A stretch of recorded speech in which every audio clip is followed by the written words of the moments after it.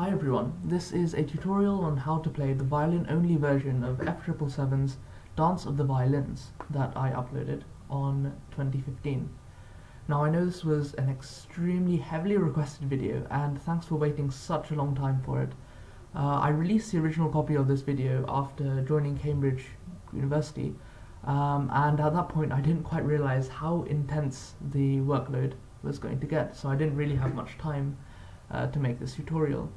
But thank you for all of the support on the video. It's reached nearly 15,000 views and 230 likes, which is so much higher than any of my other videos, and that really motivated me to make this tutorial, so thank you for that.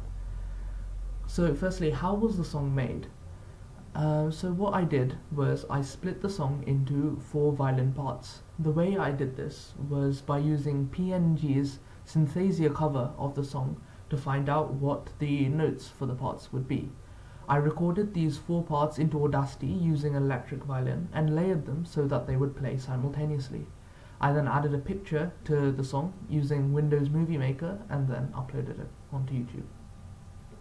So what are the 4 violin parts? The first and second parts are the bass line. They're basically an ostinato that repeats continuously throughout the song. The third part is the primary melody, and the fourth part is the secondary melody, which only comes in near the end of the song. Now the key to learning this song is to learning the parts and when the parts come in. But I know that a lot of you are familiar with this song, so this shouldn't really be too difficult.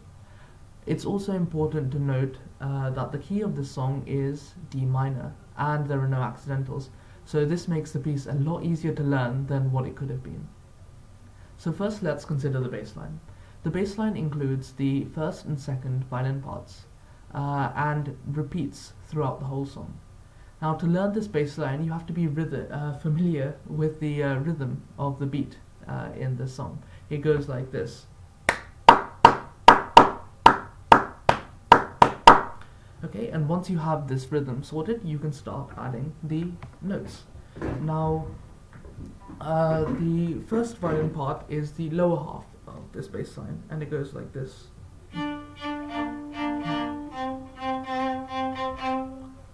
Okay, and this one starts with 2 open Ds, and then D and B flat played together, 3 of them. Then finishes off with C's for the rest of the rhythm. So again, overall it's okay. And now the second part is the higher part of the bass line, and this one goes like this.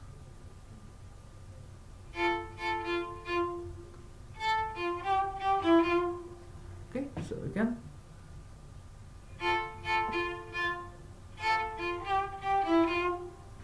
Okay, now if you hear it's got a pause in the middle, and the point of this pause is to highlight the lower bass line, as there's a long note at this point, which is the most important part of the bass line at this point.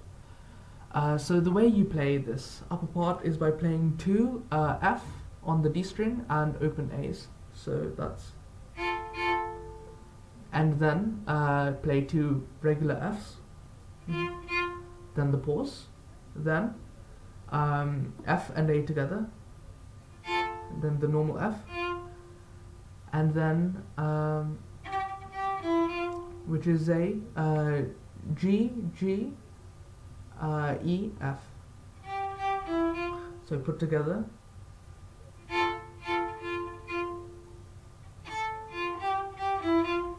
Like that, okay? And now, yeah, so you just repeat this for the whole song. It's an ostinato.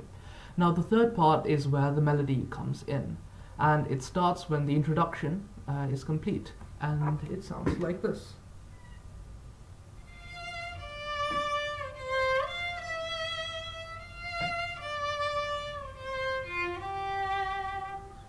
That's the first part of it. And the sequence is F, D, C, F, E, into an F D, C lower F G. Now you play this twice, and then next is the most iconic part of the song, which is the string alternations, and it goes like this.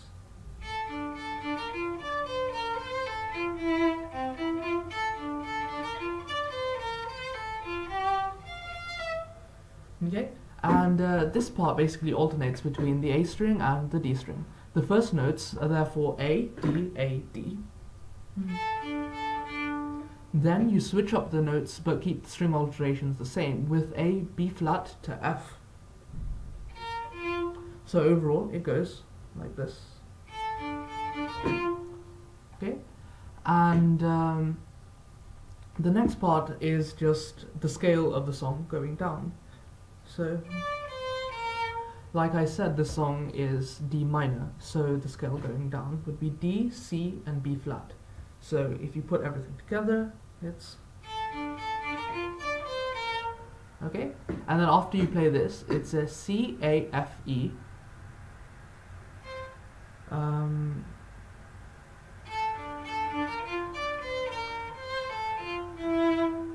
C, A, F, E, and then C, E, F. Then this C is the lower C, so C, E, F, okay? So,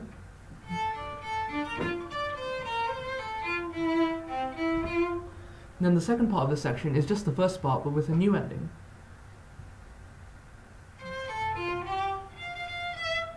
Which is a C, A, F, G, and then you jump to the higher F, and then go to E. So, C, A, F, G, and then higher F, E, and then finish off with an E. And yeah, so that is the first melody. Now, next is the fourth part, and nearing to the end of the song, the fourth part comes in as a secondary melody. I think this part is as important as the previous one, as this is what makes it a dance of violins, rather than just another violin song. This is because the two violin melodies are interacting with each other, as if they were dancing.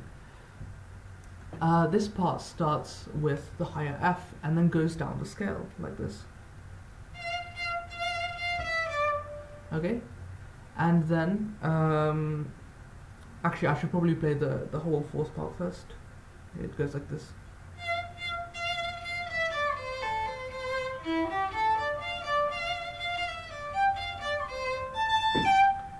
Like that. Okay, and then so like I said, it starts with the higher F and goes down the scale. F, F, F, and then E, D, C. Then it would go down to C, A, C, C, E, G, A.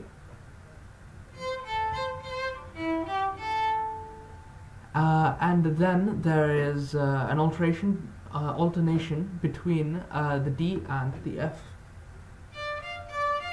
Okay, so D, F, D, F.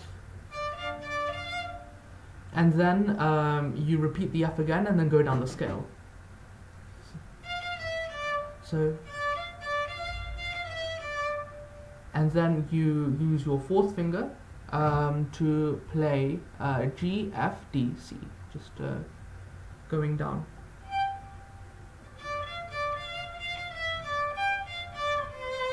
So 4, 3, 1, and then shift down to the second finger. Okay. And then the section finishes off with A, G on the E string. Okay, so all together it's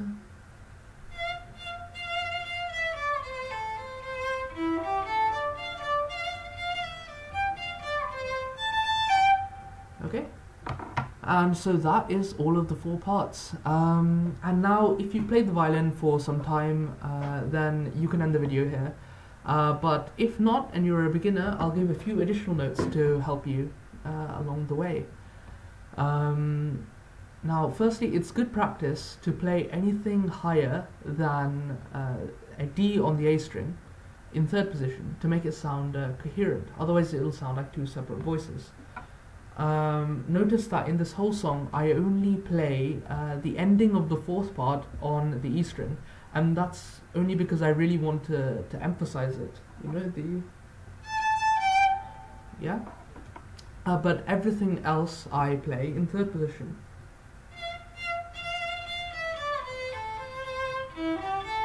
Like that, okay? And then, so the second thing to consider is that rather than playing long bows for some notes, experiment with staccato, spiccato, and any type of bounce really. Just see what sounds good. Let's take the bass line, for example. The bass line, if you just played it with regular long notes as it would have been written in sheet music, it would sound like this.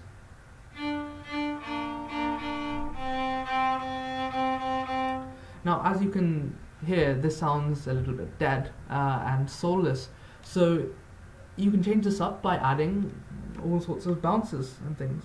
You can go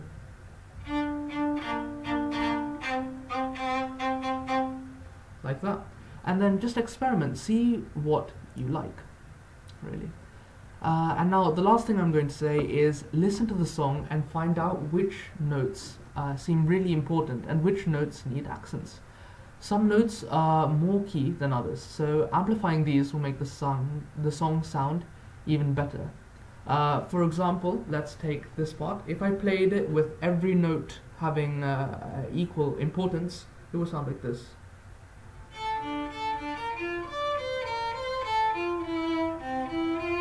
Now this sounds alright, but we can make it even better. Listen to what happens if I accent the A and then make the D quieter, as though it's an echo of the A. It goes like this.